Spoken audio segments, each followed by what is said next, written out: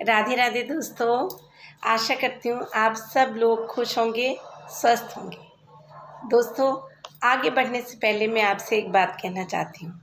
मैं अपनी सोच को, अपने अनुभव को बहुत सादा और सिंपल तरह से वीडियो बनाकर आप लोगों के सामने रखती हूँ, क्योंकि मैं नेचुरलिटी में विश्वास करती हूँ और मुझे उम्मीद है कि आप मेरी सोच को प्रोत्साहित करने के लिए अगर मेरे चैनल पर नए हैं तो प्लीज़ उसे सब्सक्राइब करके बेल आइकन का बटन दबा दीजिए, जिससे कि मेरी वीडियो का नोटिफिकेशन आपको मिलता रहे। दोस्तों, भगवान की मर्जी के बिना पत्ता भी नहीं हिलता, हम सब जानते हैं। अपनी इस बात को साबित करने के लिए मैं एक छोटी सी कहानी सुनाना चाहूँगी कि हुआ यूँ कि एक बार एक व्यापारी एक होटल में आकर रुका। उसके कमरे के बराबर में एक आदमी रुका हुआ था। सुबह होने पर वह आदमी उठा और अपनी पूजा पाठ में लग गया। वह भगवान का भजन करने लगा। उसकी इस पूजा से जो बराबर में व्यापारी रुका हुआ था, उसकी नींद खुल गई और वह उसके पास जाकर नाराज़ होने लगा कि तुम इतनी ज़ोर से पूजा कर रहे हो, क्या तुम्हारे भगवान तुम्हें खाने के लिए देंगे? अगर तुम कोई काम नहीं करोगे तो क्या भगवान तुम्हें खाने के लिए दे सकते हैं? तो उस व्यक्ति ने कहा, मैं ये मानता हूँ कि भगवान की बिना मर्जी के पत्ता भी नहीं हिलता। इस पर व्यापारी बोले, ठीक है, तो मैं शाम तक खाना नहीं खाता हूँ, देखता हूँ तुम्हारे भगवान मुझे कैसे खाना खिलाते हैं। वह व्यक्ति कुछ नहीं बोला, बस देखने लगा।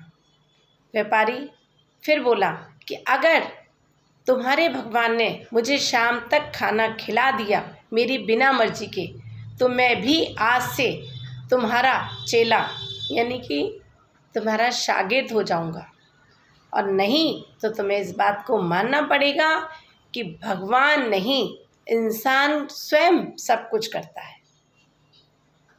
इतना कहकर व्यापारी अपने कमरे में आ गया। अब वो बैठकर ये सोचने लगा कि अगर मैं यहाँ रहा तो हो सकता है कि मैं भूल जाऊँ और कुछ खा लूँ, फिर तो मैं हार जाऊँगा। तो इसलिए ऐसा करता हूँ कि मैं जंगल चला जाता हूँ, वहाँ पे तो मेरे को कोई खाना खिला ही नहीं सकता।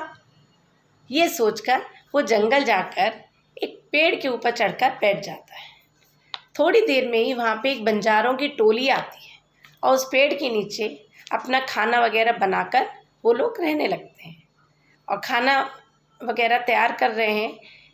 खाना तैयार हो ही गया था, इसी बीच में घोड़े की टापों की आवाज़ आती है और उन्हें लगा कि शायद डाकू आ रहे हैं, और वाकई में डाकू आ ही रहे थे।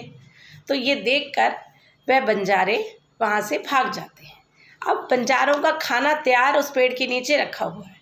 अब वो जो डाकुओं की टोली है वो उसी पेड़ के नीचे आकर रुकती है। अब वह देखते हैं कि खाना बिल्कुल तैयार है और बड़ी अच्छी खुशबू आ रही है।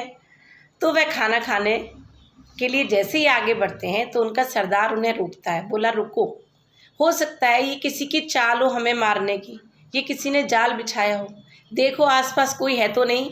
और वो इधर उधर देखने लगते हैं।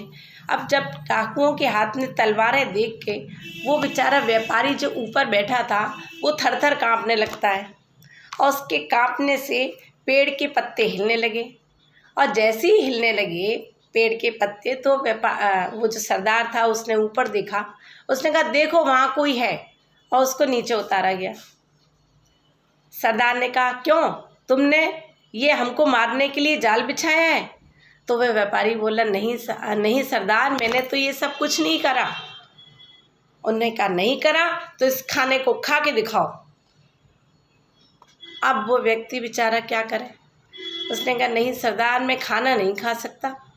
उन्होंने कहा, फिर तो ये तुमने जाल ही बिछाया है, जब तुम इस खाने को नहीं खा सकते तो इसका मतलब यह है कि इस खाने में तुमने जहर मिलाया है और तुम हमें मारना चाहते हो। तो बोला, नहीं सरदार, ऐसी बात तो नहीं है।